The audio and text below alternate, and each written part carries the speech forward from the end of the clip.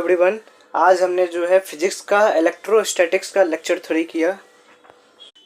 आज हमने शुरुआत किया क्वेश्चन से कि जब भी कोई आइडेंटिकल बॉडीज हो, उनका चार्ज हो और जब उनका इंडक्शन या कंडक्शन करवाया जाए तो चार्ज जो है हमेशा इक्वल में बढ़ जाता है।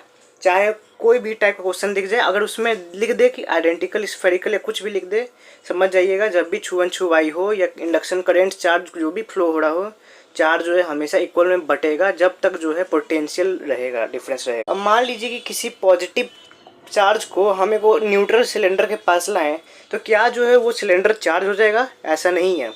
जो नेट चार्ज है वो जीरो ही रहेगा। नेट चार्ज मतलब कि अंदर में जो इलेक्ट्रॉन और प्रोटॉन है वो नंबर सेम ही रहेगा, बस जो है अरेंजमेंट अलग हो जाएगा, इसलिए नेट चार्ज जो है जीरो ही रहेगा। नेक्स्ट हमने कूलम्ब्स लॉ देखा। इसमें क्या होता है कि जो दो चार्ज है उसके बीच में जो डिस्टेंस है तो फोर्स क्या होता है, वो चार्ज का प्रोडक्ट के इक्वल डायरेक्टली प्रोपोर्शनल है और जो डिस्टेंस है उसके इन्वर्सली प्रोपोर्शनल है।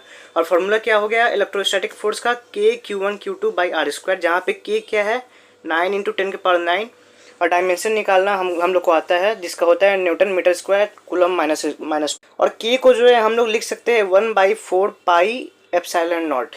ये हम लोग बाद में आगे के लेक्चर में पढ़ेंगे। तो हम लोग कुछ कूलम लॉ के प्रॉपर्टीज या कुछ उसके बारे में जान लेते हैं कि कूलम लॉ जो है तभी वैलिड होता है जब पॉइंट चार्ज हो, ये जो है कंजर्वेटिव होता है, ये एक्शन रिएक्शन पेयर होता है।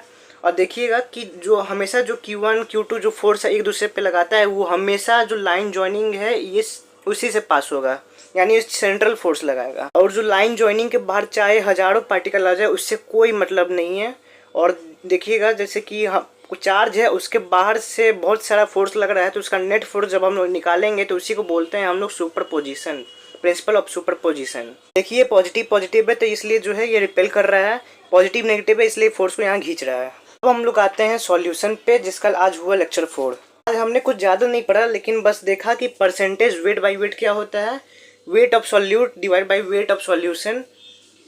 और क्या देखा, weight by volume percentage, weight of solute by volume of solution. जैसे कि मान लीजिए 10% वेट बाई वेट लिखा हुआ है, इसका मतलब क्या कि 10 ग्राम प्रेजेंट है 100 ग्राम सॉल्यूशन में।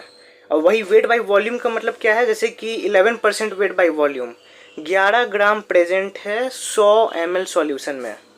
एक एडवांस का हम लोग क्वेश्चन देखते हैं जिसमें बोला है कि H2X एक वो मॉलिक्यूल है जिसका मॉलिक्यूलर वेट क्या है 80 ग्राम। जब इसको डिजॉल्व किया जाता है एक सॉल्वेंट में जिसका डेंसिटी कितना है 0.4 ग्राम ml। और मान लेते हैं कि सॉल्वेंट को जब सॉल्यूट मिलाते हैं तो कोई वॉल्यूम का चेंज नहीं हो रहा है और मोलर सॉल्यूशन कितना है 3.2, तो बताना है मोलालिटी कितना है। ठीक है,